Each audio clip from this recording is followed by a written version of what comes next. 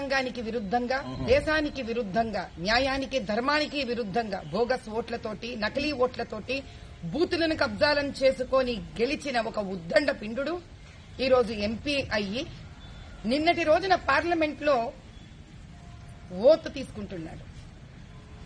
ఆ సమయంలో జై బోలో భారత్ మాతాకి అనవలసిన ఆ వ్యక్తి నోటి నుంచి జై పాలస్తీన్ అనే మాట వినిపించడం మరి దేశానికే దౌర్భాగ్యం. ఇది అటువంటి వాళ్లని పోషిస్తున్నందుకు మనం మళ్లీ మనను ప్రశ్నించుకోవాలా అనే సందిగ్ధంలో ఈరోజు భారతదేశమంతా ఉంది. 130 కోట్ల భారతీయులందులో ఈ ప్రశ్నను మనమే ప్రశ్నించుకోవాలి. ఎవరు వీళ్ళు?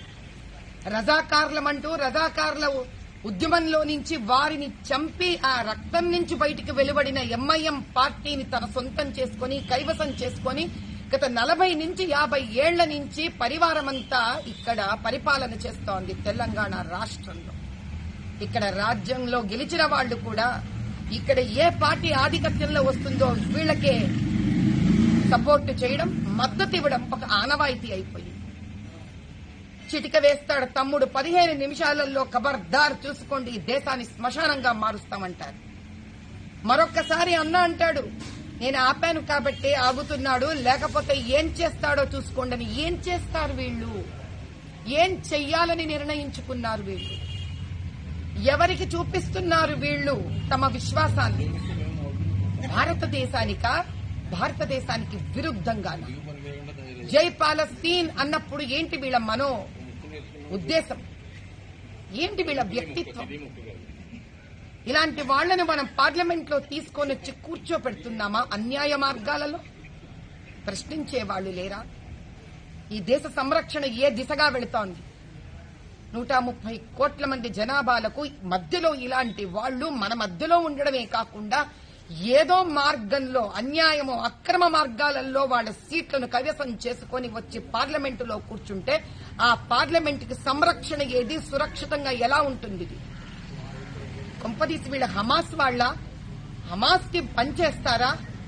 హమాస్ ఆశయాలను భారతదేశంలో నిర్వర్తించడానికో వాళ్లను సంతోష పెట్టడానికో ఉన్నారా? ఏ దేశంలో అయినా పుట్టినవాడు మాతృభాషని, మాతృభూమిని, మాతృకర్మని పాటించి అదే తన జీవిత లక్ష్యంగా అనుకుంటాడు, ప్రత్యేకించి ప్రజలు ఎన్నుకున్నవాడు. కానీ వీళ్ల ఉద్దేశం అలా లేదు.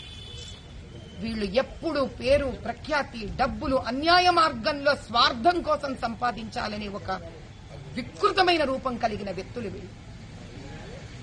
భగవత్ నామం తీసుకొని అల్లా అనే పేరు చెప్పి జై పాలస్తీన్ అన్నాడంటే ఇతని మనసులో నుంచి ఉద్దేశపూర్వకంగా మనసావాచ కర్మణ వచ్చిన మాటలు ఇవి. నేషనల్ సెక్యూరిటీ కౌన్సిల్ వాళ్ళని నేను ప్రాధేయపడుతున్నాను, కూర్చోపెట్టండి, ఈ వ్యక్తిని ప్రశ్నించండి, వాడి ఉద్దేశం ఏంటో, అతను ఎందుకన్నాడు ఈ మాట, దాని వెనకాల ఎంత పెద్ద కుట్ర ఉంది, ఈ దేశానికి ఏ అన్యాయము జరగబోతోంది. ఇప్పుడు కనుక మనం త్వరత పడకపోతే, ఇప్పుడు కనుక మనం దీన్ని కనుక పరిష్కరించుకోకపోతే ఈ భారతదేశంలోనే శత్రువులకు మనమే పాలుపోసి పెంచిన వాళ్ళమైతాం.